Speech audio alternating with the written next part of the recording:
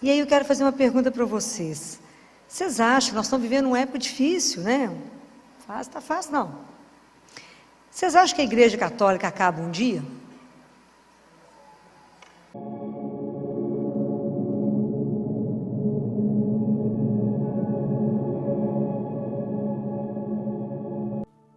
Olá, paz e bem, sejam todos bem-vindos a mais um vídeo aqui no canal. Hoje a reflexão é com a doutora Filó e vamos refletir juntos sobre como as histórias de Pedro e Paulo nos inspiram a seguir no caminho da fé. As histórias de Pedro e de Paulo são como a nossa história de conversão. Muitas vezes chegamos até Jesus através de alguém que nos convidou a participar. Porém, precisamos ter perseverança, muita fé e muita confiança em Jesus para continuar. Te convido a assistir esse vídeo até o final, compartilhar, deixar seu like e deixar também o seu comentário de conversão a nosso Senhor Jesus Cristo e o seu pedido de oração. Por que ela não vai acabar? Porque quem disse que não vai acabar? Jesus. Aonde? Mateus 16. E ele fala, Mateus capítulo 16, versículo 18, ele fala: Tu és Pedro, e sobre essa pedra edificarei a minha igreja, e as portas do inferno nunca prevalecerão contra ela. Nossa Senhora disse naquele livro, Os Sacerdotes, os Filhos Prediletos de Maria: Satanás é incansável para poder tentar armar contra nós. Mas Deus é mais incansável em nos proteger contra Ele. Então a nossa segurança está em quem? Nele. Ok? Então isso nunca poderá balançar o seu coração. Por maiores problemas que a gente viver, guardem essa palavra: as portas do inferno nunca prevalecerão contra a igreja de Deus. Ok? Quem está na barca de Pedro ainda continua é Jesus, ele não foi embora. Então ele está conosco.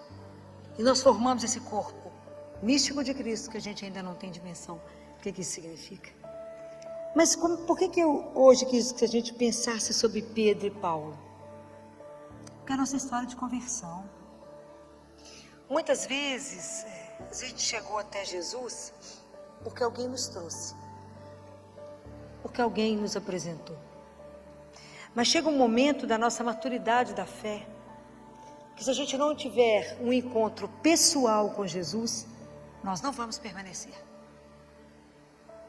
Esse encontro pessoal, ele é decisivo. Assim como Pedro teve um encontro pessoal com Jesus. Ele estava lá pescando, quando Jesus faz o milagre da pesca no barco dele, ele fala: Senhor, vai embora, sabe por quê? Eu sou pecador demais, fica perto de mim não. Como ele fez com Paulo, no caminho de Damasco, que Paulo cai. E ele fala: Paulo, Paulo, Saulo, Saulo, por que me persegues? Fala: quem és tu, Senhor? Que eu estou perseguindo. Então, se a gente não tiver esse encontro pessoal, nós não caminhamos. A nossa fé não cresce. Nós temos uma caminhada pessoal. Então, Pedro, ele é muito a nossa cara. Porque Pedro era intempestivo, falava as coisas. Começou a caminhar com Jesus, jurava que ia seguir ele até o fim.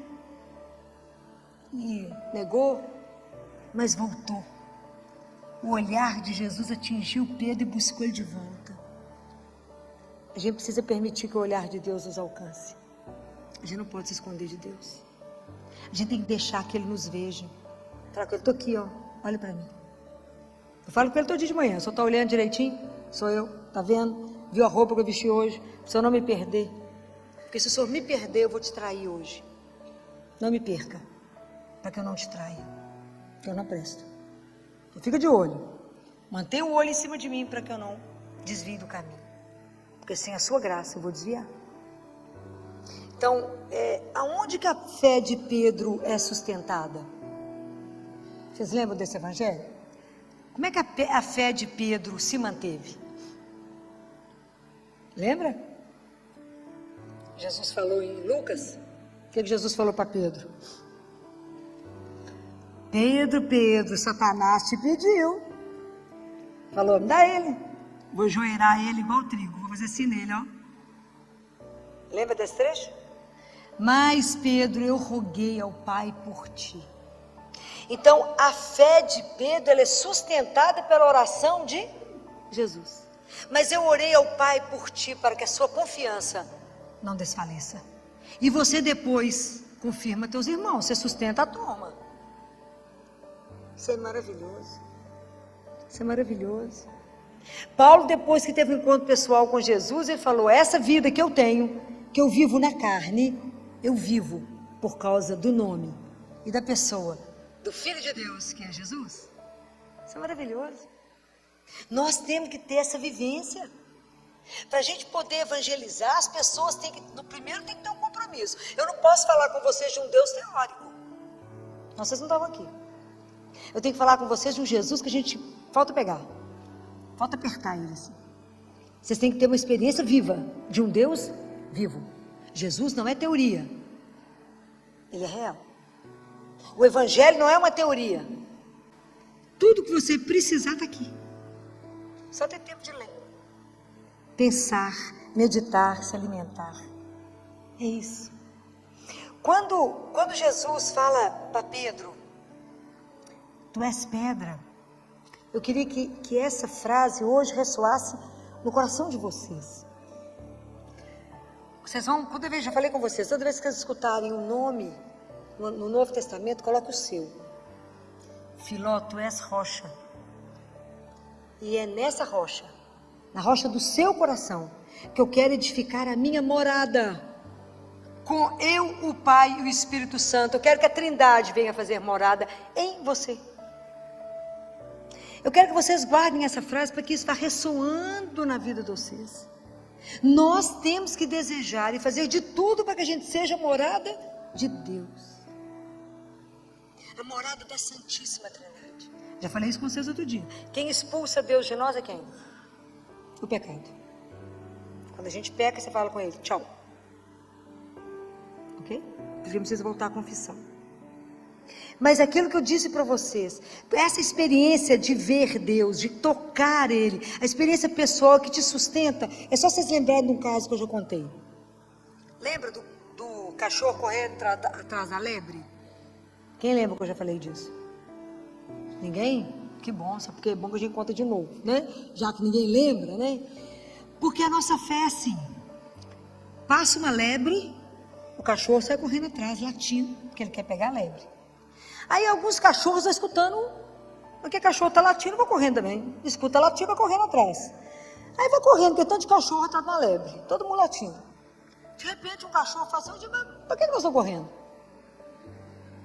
Atrás de quem nós estamos correndo? Não estou enxergando nada. Então só permanece aquele que vê a lebre. A nossa fé, nós só vamos manter no nosso caminho se os nossos olhos estiverem fixos em quem? Em Jesus. Se vocês perderem Ele de vista, a fé de vocês cai.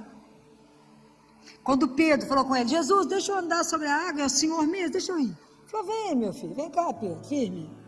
Pedro foi, enquanto ele olhava para Jesus. A hora que o vento bateu, o que ele fez? Afundou. Ele tirou o olho de Jesus, afundou. E assim a gente na vida. Quando a vida bate, quando o vento sopra, se eu tirar os olhos dele, eu afogo, eu afundo. Então isso é uma experiência, para que eu possa viver uma experiência forte de Deus na minha vida, que vai ser decisivo, que eu viva uma vida de uma fé madura, e não uma fé que a onda bate eu vou, a onda vai e eu volto. Para que eu possa crescer na minha fé com Deus. Imagina até eu poder dizer igual Pedro disse, igual Paulo disse: não sou eu que vivo, é Deus que vive em mim. Essa vida aqui eu vivo por causa dele. Vocês imaginam? Tem um chão. Tem um chão. A fé, gente, ela é um caminho, não é um pódio, não, que eu subi, venci, não. É um caminho, porque nós somos nômades, nós somos peregrinos. Todo dia que a gente está vivendo, falta menos um para voltar para casa. Só que a gente não pensa nisso. Falta menos um. Então por isso que a gente tem que estar atento ao que Deus quer que eu faça agora, hoje. Porque para amar e servir só tem agora. Por isso que ele fala: não fica preocupado com amanhã, não vive hoje intensamente aquilo que você precisa viver. Não fica sofrendo com o que não aconteceu. Vive hoje. Uma confiança incondicional naquele que te ama. Te ama sem igual. Que quando Deus me coloca na minha profissão, você na sua, seja naquilo que Deus te colocou, nós temos que ter o compromisso cristão. Então cada um de nós tem que ser o melhor profissional que alguém pode encontrar. Eu faço o bolo. O seu bolo tem que ser o melhor bolo do mundo. Eu tenho que pôr todo o amor ali. Eu tenho que fazer aquilo que Ele me deu para fazer com o melhor. Qual que é a marca do cristão? Que eu vou continuar insistindo com vocês. Tem duas coisas que as pessoas têm que olhar para nós. E sem a gente abrir a boca, elas têm que reconhecer que a gente pertence a Deus. Alegria. Cristão triste ninguém merece, né, gente? Não está com Deus, está com outra coisa. E a outra? Qual a outra marca que nós carregamos?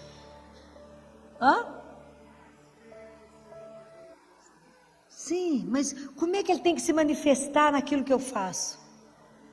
Pelo amor. Tem que pôr amor em tudo que vocês fazem. Tem que ter alegria naquilo que vocês fazem. Aquele povo que você vai ser atendida, que você vai a algum lugar, te recebe com alegria, te recebe com aquela delicadeza, com a gentileza, e fala, tem alguma coisa nesse povo? Tem. Se alguém te perguntar, por que você assina essa alegria, essa felicidade? O mundo está caindo, alegria. Isso ali é nada? Não, mas tem Jesus. E Ele vai mudar a história. Como é que nós vamos evangelizar triste, cabisbaixo, arrastando? Não vamos. Nosso Deus é aquele que já venceu por nós. É aquele que vence. É aquele que, se a gente insiste em ser infeliz, insiste em carregar o peso das coisas e falar, a vida, só tomando remédio para melhorar. Eu te falo, tem um remédio maravilhoso, chama Eucaristia. A oportunidade que eu tenho de encontrar com Deus vivo. É Deus que me escuta. Isso não é uma ilusão. O encontro com Jesus vivo, ele é real. Quando eu comungo, eu não toco na orla do manto dele, eu recebo ele inteiro. Corpo, sangue, alma e divindade. É para morrer de chorar. Tem alguma coisa te entristecendo? Vai no Santíssimo. Tem uma coisa te alegrando? Vai no Santíssimo. Tem alguma preocupação? Vá até ele.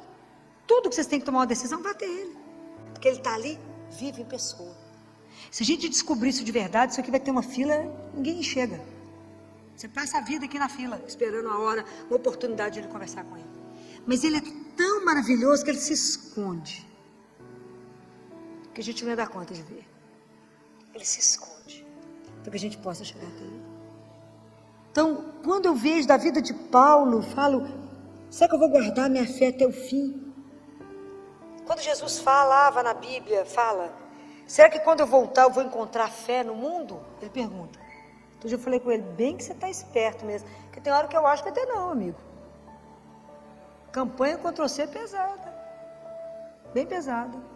Contra a família, contra a dignidade daquilo que você é, é melhor você não saber o que você é. Então os meninos estão todos confusos, sofrendo. Família é bobagem, Deus é uma ilusão. Então, se nós que cremos, não vivermos uma vida cravado aqui, mas com todos os valores que a gente crê, como é que nós vamos testemunhar?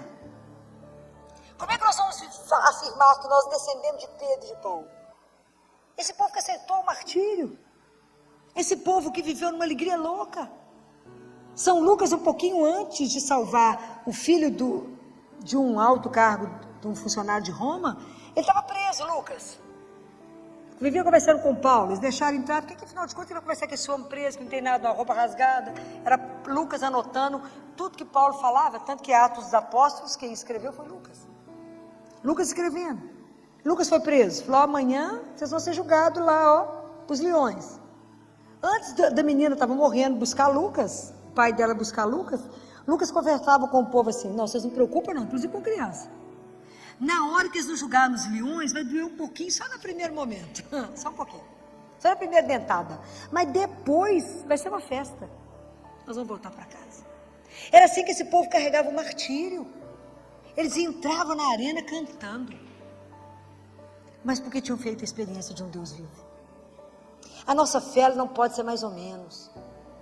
A nossa fé ela tem que estar alicerçada em Deus. Naquele que não decepciona. Naquele que não falha. Então nós temos que dar testemunho disso Na hora que a situação está invertida, vocês têm que estar sustentando que Deus é Deus. Aquilo que Deus Pai fala para Catarina de Siena. Catarina, a obediência abre a porta do céu, mas ela não entra no céu, Catarina. Olha o que Deus Pai fala. A obediência abre a porta, mas a única coisa que entra no céu chama caridade. Você orientando. O livro da Catarina de Siena, Diálogo, eu vou ler nos pedaços, porque ele é pesado demais, né? Dessas frases a gente pensa um mês, depois volta e pega outra frase, né? Que é Deus Pai ensinando. Então eu tenho que pedir a Ele, inflama no meu coração a sua caridade. Me ajuda, Senhor, a viver os seus sentimentos aqui. Me ajuda, vai me transformando no outro Cristo. É assim. Para isso eu nasci, para vos amar e vos servir.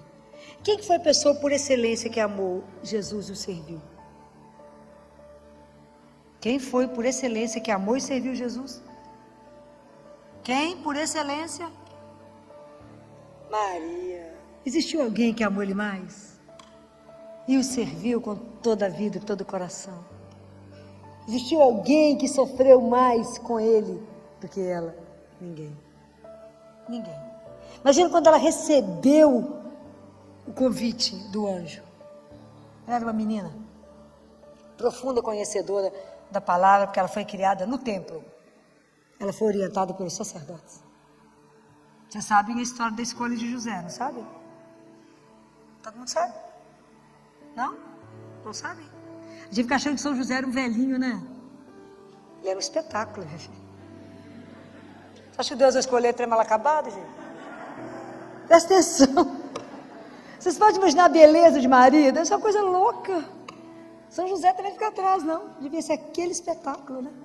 Eu falo com essa adolescente, Titi Filó, os meninos da minha sala é tudo feio. Falei, porque por enquanto é um frango desossado, né? Porque é adolescente. Mas anota o nome que vai virar um galo espetacular. Anota o nome, entendeu? Vai anotando o endereço, fica de olho, porque esse negócio vai virar um galo. Por enquanto é um frango desossado, né? Então, para poder evangelizar, nós temos que conhecer. Nós temos que conhecer primeiro a nossa miséria. Fala, mas o Senhor me fez filho de Deus mesmo? Eu sendo essa miséria? É. Você tem uma herança eterna, sim, de um rei, sim. Minha vida é eterna. Ele me criou para viver com Ele eternamente. Numa alegria indizível. E a minha vida aqui, eu vou viver no tempo que é curto. Sob o olhar dEle, para fazer o melhor. Nós temos que fazer o melhor que Deus nos dá. A nossa profissão, nós temos que ser impecável. Nós temos que fazer tudo de melhor. Porque nisso nós vamos revelando Ele. Mas a gente nunca pode perder a oportunidade de anunciar Jesus. Pelas nossas palavras, pelas nossas atitudes. Porque a minha fé, para poder saber como é que está indo a minha caminhada de fé, eu tenho que avaliar as minhas atitudes. As minhas atitudes, elas são coerentes com aquilo que eu falo. Senão, tem que começar a minha conversão de novo. Se eu prego uma coisa e eu não vivo aquilo que eu falo, tem uma coisa errada. Eu não me converti. Eu converti do lábio. Não, Filó, rezei, mas por que está nesse nervo, minha filha? Não rezou, rezou com o lábio. Se reza com o coração e faz a entrega, fez a entrega. É assim. É simples as coisas com Deus, porque Ele escuta, Ele não é surdo. Vocês têm que experimentar isso. A gente fala e Ele escuta. Jesus cuida de tudo, de todos os detalhes. De todos os detalhes. A gente parece bobagem, né? Mas Ele cuida de tudo. De tudo. Vou contar para vocês. Sábado, eu tive que dar uma entrevista às 11h30 na televisão. Meio-dia, eu ia lá em casa, gravar. Falei com Jesus, meu filho, você tem aí trabalhando, anda de arrumar gente para maquiar. Como é que vai ser? Liguei para a menina que me maquia, falei, minha filha, precisa de você lá em casa 11 horas, vou sair de CTI, vai estar tudo certo. Chegar lá em casa ventado, sem maquia, eles esperam um tiquinho, até que eles vão colocando as luzes e tal. Demora. Então dá tempo de você acabar de maquiar. Aí eu mandei mensagem, Filó, minha filha, posso não? Tem cliente 11h30. Falei com Jesus, como nós vamos fazer? Ah, vão sem nada mesmo, né? Que vai fazer? Vai dar tempo não, como é que eu vou arrumar alguém que vai vir aqui em casa me maquiar? Falei, o senhor resolve, né? Afinal de contas, o assunto é o senhor mesmo, resolve. Se eu vou parecer muito mal acabado, você vai dar para dar uma melhorada, né, meu filho? O senhor resolve. Passa um pouco mais tarde, liga a maquiadora.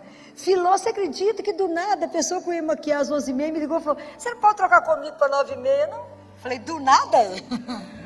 Isso para mim tem outro nome. É esses detalhes que eu falo com vocês. Você fala, não sei por que ela trocou. Eu falei, eu sei. Eu sei por que trocou.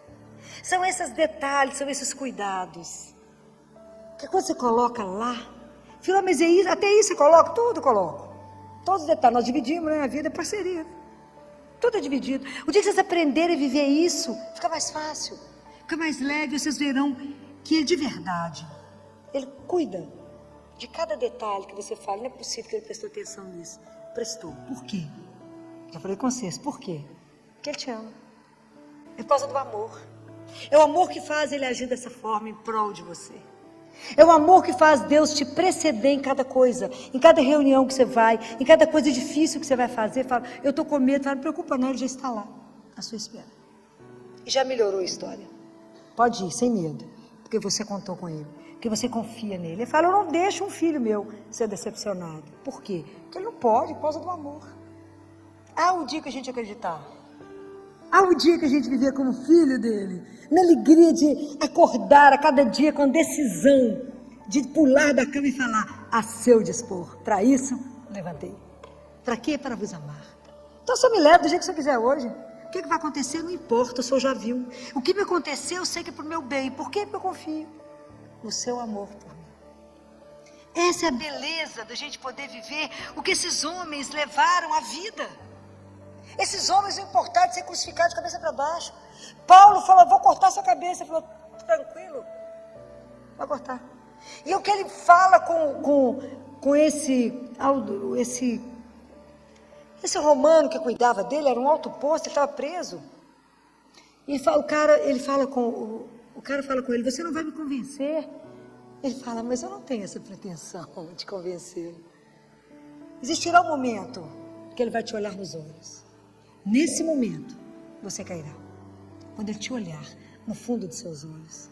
E Paulo fala com ele, tem um mar lindo e Paulo fala com ele. Porque o homem pega a água, e Paulo faz assim, pega a água aqui e acha que isso é a vida. E não percebe que ela escorre no meio dos dedos. O que eu estou te falando não é desse punhado de água que você pega e que escorre, não. Eu estou te falando do mar inteiro, meu filho. Compreende a diferença? Então, quando eu estou falando para vocês de Deus, é de algo eterno e onipotente, onipresente, de um tamanho sem igual. Não se feche no ateliê da sua vida, não. Se solte e falo, sou seu. Deixa eu subir nas suas asas, Senhor, e me carrega. Me ajuda a vencer o combate de cada dia, para que eu chegue no final e fale, eu vivi a minha fé. Eu combati o bom combate. Eu permiti que eu diminuísse e que ele crescesse em mim, como o Batista falou.